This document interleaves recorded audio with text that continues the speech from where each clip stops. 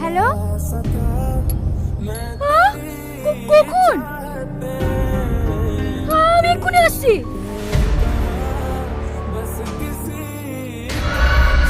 সাব্বাস রাজু সাব্বাস, এতদিনে আমার বুকের আগুনটা নিবলো। আমাকে চোর মারা হেলে যা এনজয় করগা। ঠিক আছে দাদা, আপনিও রাতে এক পাক আসবেন, চম্পাকে নিয়ে আসবো।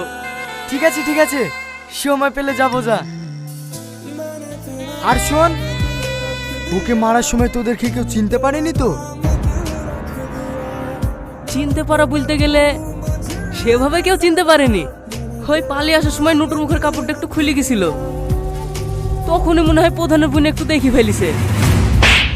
এই কথাটা তুই আমাকে আগে জানাবি নি? এই, ও যদি পারো সব বলে দেয়, সব সময় কাজের ছেলের মতো কাজ করে চলে আসবে।